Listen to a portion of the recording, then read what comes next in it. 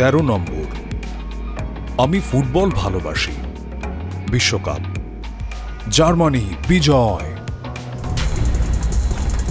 আমি Johnny, ব্যাংককের taxi driver. থাইল্যান্ডে স্বাগতম। আরবান ট্যাক্সি ৮২,০০০, টুকটুক ৯,৫০০, মোটো ট্যাক্সি ২ লক্ষ। টাকা হলে আমি একটি পোর্শে কায়েন কিনতে চাই।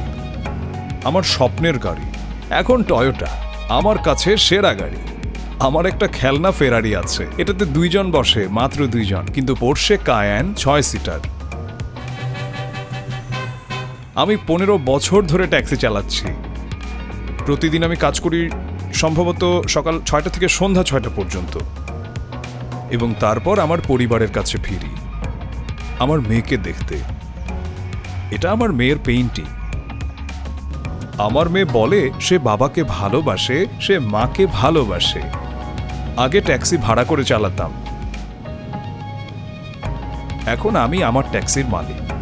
আমার স্ত্রী হলো বস, আমি দ্বিতীয় বস।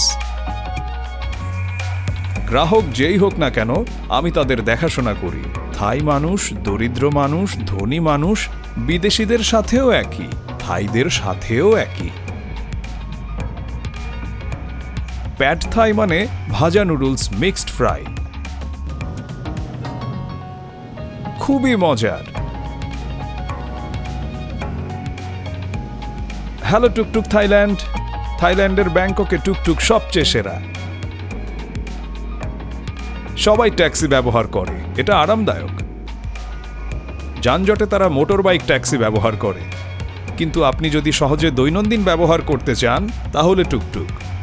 টুকটুকে ড্রাইভারদের এয়ার কন্ডিশনার নেই, ব্যাংককে ভয়ানক দূষণ, কিন্তু ট্যাক্সিতে শীতাতপ নিয়ন্ত্রণ ব্যবস্থা আছে, তাদের মিউজিক আছে, কিন্তু কোনো কার্বন ডাই অক্সাইড নেই। থাইল্যান্ডে ট্যাক্সিতে মিটার ব্যবহার হয়। সস্তা সস্তা সস্তা, খুবই সস্তা। 12 বছর আগে প্রাথমিক ভাড়া ছিল 35 বাত, আজও প্রাথমিক ভাড়া 35 বাত। আমি আশা করি রাইডের দাম একদিন বাড়বে। ধন্যবাদ সরকারকে, ধন্যবাদ জেনারেলদের, ধন্যবাদ থাইল্যান্ডের প্রধানমন্ত্রীকে। ব্যাংককে একটি 8 কিলোমিটার ট্যাক্সি যাত্রার খরচ 107 থাই বাত, অর্থাৎ 3.2 ইউরো বা 330 টাকা।